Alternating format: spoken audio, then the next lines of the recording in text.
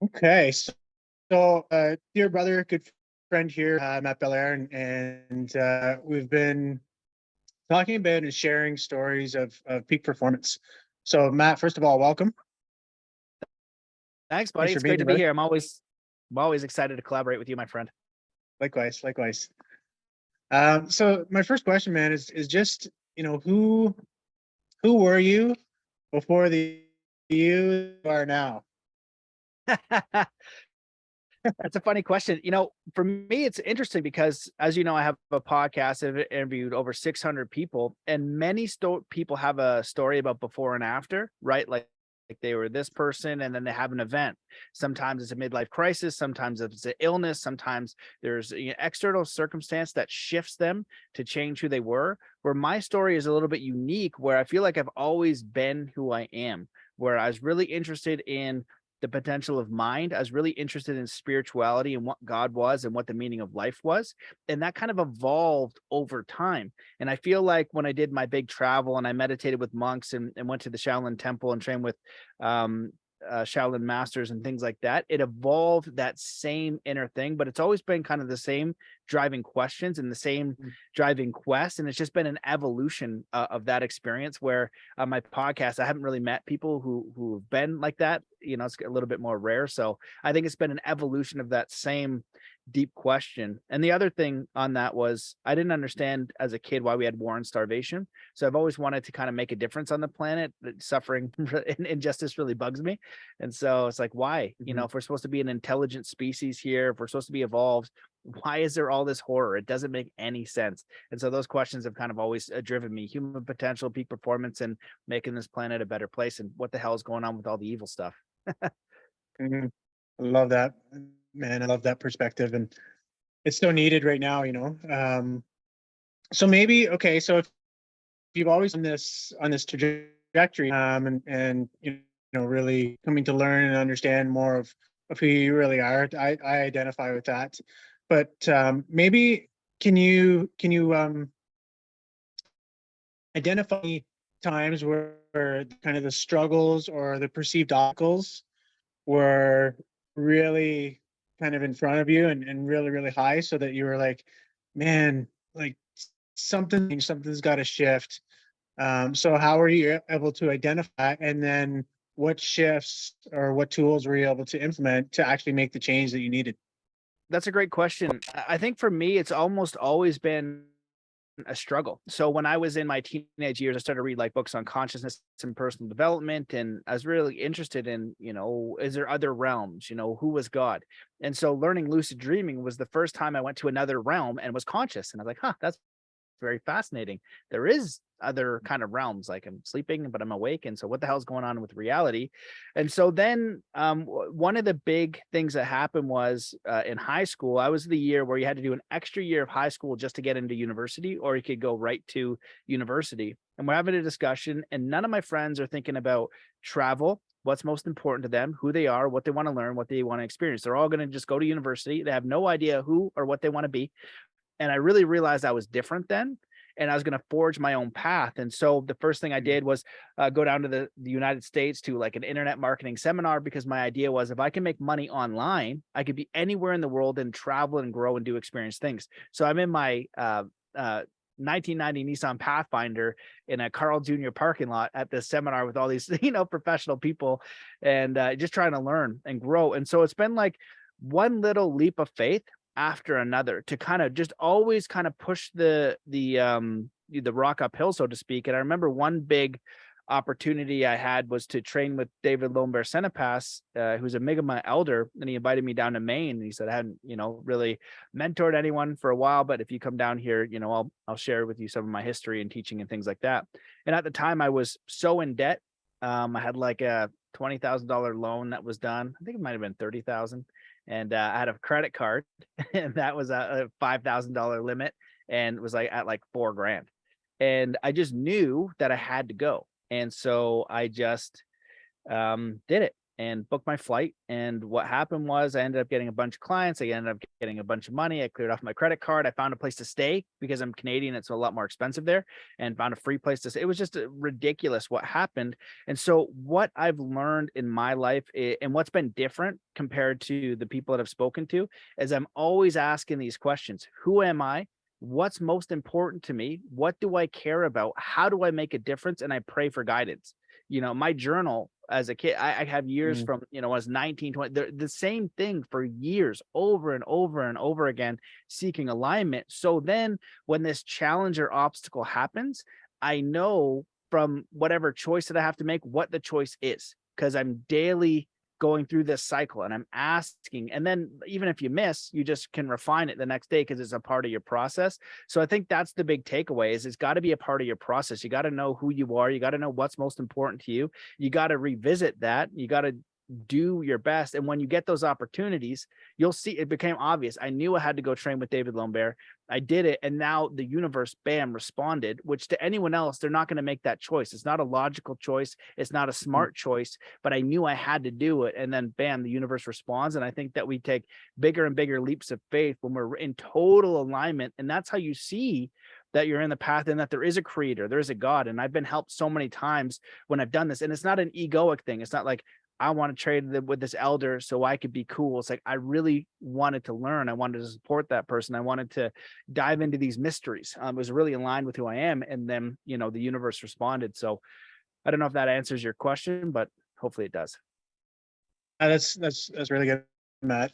Thank you for that. And I actually want to, like, what advice would you give to someone who's not able to see that, who's not able to operate like yet? It's again, we're kind of programmed to be in our stuff and focused on the problems, and it's like, good enough is good enough, or I'm lucky to have a job even though I hate it, or I'm stuck in life and just kind of the way things are and there's nothing to do about it. So what would you say to somebody who's kind of in that and they're not used to operating the way that you just shared? The first thing I'd say is it's a practice, but try to get to the state or the perspective that wherever you are now, you're whole, happy, harmonious, you're full of self-worth and love as you are. And the example that I like to give when I'm coaching or training is like when you have a daughter, she's 4 years old. And so is she good enough when she starts crawling? Is she good enough when she says her first words? Is she good enough when she can ride a bike or she goes through high school? Is she good enough when she graduates university? Is she good enough when she gets her first job? Right? And is she good enough when she makes her first $1 million? And so there's somewhere around our 20s where we think or believe, or society tells us that we are supposed to be complete, that we're supposed to have all these material things, that everything is going to be hunky dory and you're set. And that's just not the way it is.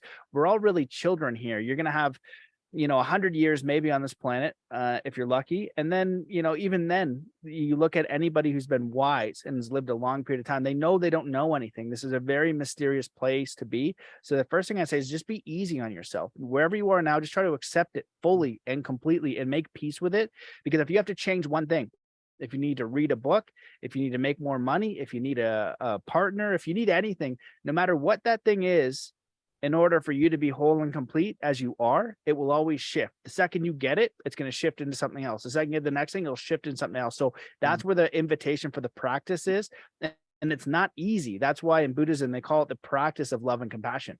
It's not like, oh, I'm loving compassion. It's like you're driving in the car, someone cuts you off and your reaction is, you son of a bitch, and that's what happens. So you have to practice choosing something else. So you have to practice being complete and whole as you are. That's the first and most important thing. Then you need to carve out some self-reflection. That's the big distinction between myself and many others, is asking simple questions. Who am I? What am I passionate about? What would I want to learn? What would I do if I only had a year to live? How can I serve? Praying for guidance, a daily walk in the morning, journaling, meditation, whatever the case is, but asking yourself important questions. If I could do anything and not fail, what would it be? You know what I mean? What careers and things do I enjoy? And all of my life unfolded from one thing to another. I first wanted to go snowboarding in Whistler, and I was just a kid and I went snowboarding, but I kept learning on peak performance, consciousness, and mindset. Then I started an online business, and my goal at that time was to snowboard every day and not have to work. So I was able to, I didn't need $1 million to do that, right? I could have went and made money and paid all this money in Whistler, but what I ended up doing was snowboarding and coaching people that I liked. And I'm snowboarding exactly as I do by myself, but I'm getting paid a lot of money because I'm now a professional snowboard coach, right? So there's infinite ways to do things, but it came back to that alignment, and each one was a struggle. It was a pain in the butt, but you keep coming back to that alignment, and it's worth the struggle. Or that's a bad word. I say the effort, right? We're efforting through life. We're Mm, mm, trying. So if we can be peaceful, but we want to grow. We want, just like a flower or tree or a fruit or whatever. They're efforting to grow into what they want to become, and it's those challenges and those frustrations. Just like in weight training, it's the resistance that makes you stronger. And so try to go through it with a piece of joy, excitement. When I go to the gym, I'm like, oh, this weight is heavy, so I'm upset. It's like, no, I want this weight to be heavy so I can be stronger, I can adapt, I can grow. And I feel like we just try to find these perspectives that can be more empowering as we effort, or as we suffer, or as we go through trials and tribulations, to make it a little bit more easier. And the other thing that can help too is if you do it with a friend. I've always had to do it alone. So it kind of been a bit of a lonely journey. I haven't had a lot of people who thought like me, but if you can do it with a friend or a community, it makes it a lot better. It makes it a lot easier, like the Navy SEAL training, right? Suffering and going through that hell. But it says mm. that was, for me, was martial arts. When you had this little community, it just made it a little bit easier. You can push a little bit more. So if you can find that, it's helpful. Yeah, I love that. Life is only better with company. Hmm. Is um you mentioned, the journaling, the questions, obviously, going for a walk. Are there any kind of other tools that or practices, not only that you use, but also that you'd recommend for others to really start to take their power back, take their life? Yeah. So the first and most important one we touched on is you need to journal and ask yourself important questions. What are you curious about? What are you passionate about? One set of questions that I like: what's your dream? What's your passion? What's your purpose? What's your mission? Right. And you might not know at first. And the more you do it, it evolves over time. Write out a bucket list, 25 items that you want to do before you die. If you could master any skill or learn anything, what would those things be? You got to stay in that space of creation and figure out who you are. You also, it can be very beneficial to have some quiet, whether you go for a walk in the woods, whether you do meditation, whatever. You need to learn how to quiet the mind, because the way that the mind works is that you get up and you have all these tasks and you have no space to reflect on who you are. So it's very important to add that in. Now, once you get clear on where you want to go and who you are, you start making this task list of what you want to do. You start to put it into action. And then I would add visualization and prayer, right? Praying every single day, in whatever way is meaningful to you, and then visualizing the outcome you want, right? And that can really impact where we want to go. So, please God, I want to, I don't know, find a job that's more meaningful, that I have great employees, coworkers, whatever, because I hate, has meaningful work. You write all that down, pray for that each and every day. Then, go into like visualizations and affirmations and see yourself around these people and know that you're working towards it. And as I mentioned before, have the practice of being complete where you are. If this is where I am, this is perfect, right? Just like a 6-year-old on a bike, or a 4-year-old with the training wheels. That's perfect. Great. And you know what? I really want to get to Mhm. a bike with no training wheels. All right. You know what I mean? You're here. So if you can have that same joy, that same curiosity, and that trust in a creator, that you were created, that you matter, that you're here on purpose, not by accident. And I truly believe that. And I truly believe it's a very empowering perspective, because you have, a creator or a God that's created you. And it doesn't mean that life is going to be easy. It means that it matters. Everything that you're doing matters, and that shaping who you're going to become matters. And even the horrible things that have happened. I've had a lot of guests on my podcast that have experienced trauma and great horror, indescribable horror, which for me, I say these things, I don't think I go through like they did. I'd be like a bitter bastard. You know what I mean? I'm like, I hear it. I'm like, I can't do what you've done. I'd be a bitter piece of shit. You're amazing. But what happened is they accepted that experience and they grew from it. And now from it, they're able to help so many people by getting on the other side of that. Now they're a Mhm. huge gift. So they had to go through something, but now they're the gift. And sometimes, again, we don't know where we are in the process, but that faith to move forward, to get in alignment, I think is very powerful practice. Absolutely. And I always share with people is that life is happening for you, not to you. So even the perceived negative things, like there's always a lesson. There's always a deeper layer there that we can gain the healing from. And then said we become examples of how to overcome. And I think that's such an important shift that people can actually make. Yep, 100%. Do is there any anything else that you'd like to share that would maybe go against conventional wisdom out there, or myths that are out there as it pertains to overcoming and kind of your situation, your story, moving more towards peak performance in an area of your life? Yeah, I think most of what I share goes against the grain. When we're talking about peak performance, I think that there's a formula and strategy. One big thing that people exist is the physical body. In martial arts, it's the development, as you would know, inner and outer, right? And so much in the spiritual community, we're only focused on the inner and not the outer. I see all these people and they talk about all these different things, but their bodies aren't strong, they aren't fit, they aren't vibrant. And I feel like that is a responsibility that we have here, a very phenomenal training tool for mental strength, for perseverance. It's all the suffering that I've done through martial arts that lets me persevere through all the challenges that I've had in my life, because I'm resilient. I consider myself kind of to be a wuss comparatively, a very compassionate, very sensitive. So some of the stuff I see people go through, I'm like, that's incredible. You have such a strength and fortitude. It really impresses me. But I try to do the cold training. I do everything that sucks because I want to be stronger. I want to be a better example. And so I think that peak performance you can put into like a formula. So in Zen Athlete, I wrote a book where I distill some principles like goal setting, focus, belief, visualization. You can even use things like self hypnosis, understanding how the brain works. Dr. Joe Dispenza's work with very powerful visualizations. And fitness and nutrition, what you eat makes a huge difference for how you think. Your community, right, using flow state triggers and things like that, who you're around, using novelty, training the body, all these different types of things are very helpful. And really what it boils down to is getting aligned, getting a plan, putting into action, and dedication, just absolutely really pushing it forward. So I'll kind of share one story that I think will illustrate this. When I was training with the Shaolin monks, Master Go could break one of the masters there could break stone over his head, elbows, knees, everything. And in my study of learning the limits of human potential, there's something I call black magic, which is where someone will do a magic trick and make you think it was the power of their mind. So you see this in chi and in healing and all these different stuff, because I believe in the power of the mind and maybe spontaneous healing and all these different things and all these different claims. But what I've learned, like there's a guy you could Google, his name's Uri Geller.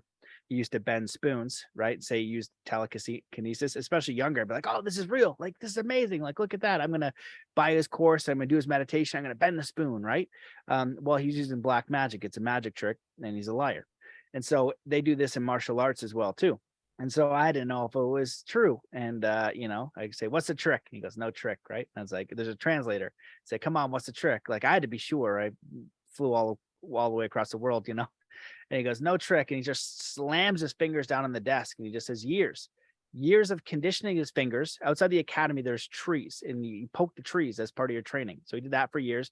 He also did inner qigong, where he learned how to connect to the energy of his own body and the Tao and the ether and everything, and then applied direct focus. And I said, is this possible for anyone? And he said, most people wouldn't engage with such a difficult endeavor, but for those who do, they would give up just before they get there. And so it just shows that this peak performance is a dedication to an ideal. So it's key that you have a worthy ideal and you apply that dedication, and you'll find the tools along the journey. And so when we talk about flow state, it's the result of all the work. If I went in to go fight George St. Pierre, right? And I'm like, okay, and I get in the zone and I'm all flow stated up, right? But I didn't do any training, any preparation, any diet or whatever. He's going to kick my ass, right? Because I can't just excel. But it's those months in training, those years in training of dedication to the entire process that allows the best version of you to come out at that point. And there's a Navy SEAL saying that's like, you don't rise to the occasion, you fall to the level of your training. And it's like, oh, for me being like a flow state guy, it's like, oh, that's a hurtful one, but damn, it's true. Right. So you Mhm. can have these experiences of high performance, but there's also the flip side, and you'll fall to the level of your training and preparation. And that's what gives you confidence. And that's why people don't have confidence, because they break agreements with themselves. And that comes from someone else. I heard that once and I was like, that's so true. So just doing a little thing that you care about, whether it's like reading a book about something you're passionate about for 15 minutes every day, don't break that agreement. Do it for 10 days. You're going to feel better about yourself. And that's the dedication and the small baby step you need to do it over time. Just like weight loss. I use that all the time. You're 400 pounds, you're overweight, your health sucks. You start walking, you eat a little bit better. One of the 6 meals you have that day is a little bit better. Next day, it's maybe 2 meals, right? And then you go back and then it's 1 meal, but you're just adding the walk, you're adding the meal. Now, over time, another year, you're a totally different person. And I feel the same with peak performance. It's more about alignment and quality of action and focus. And then you get better over time as you refine, you age, you get more wisdom, you get more experience. I love it. I love it. All of the best practices and things are super. Not I think we've gotten so good at overcomplicating things that um, if it works, it's probably simple. And I think that's often the reason that the people don't do things. It's like it can't be. Tell me if I just walk every day, like I'm gonna feel better. If I go out in nature every day, I'm gonna feel better. But I'm eating, I'm gonna feel better.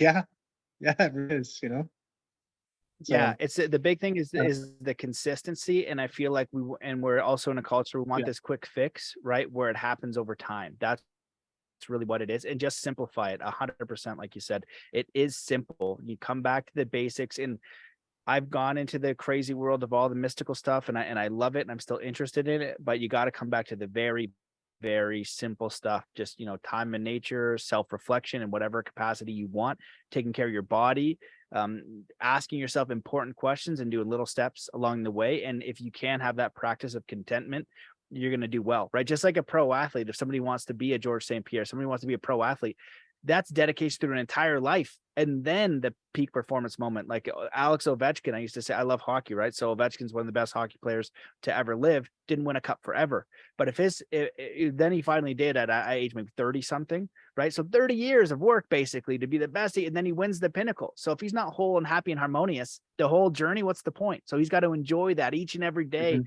right? He might never get there, but that's the idea, right? And that dedication makes him one of the best ever, but it's that ongoing process that really is the key.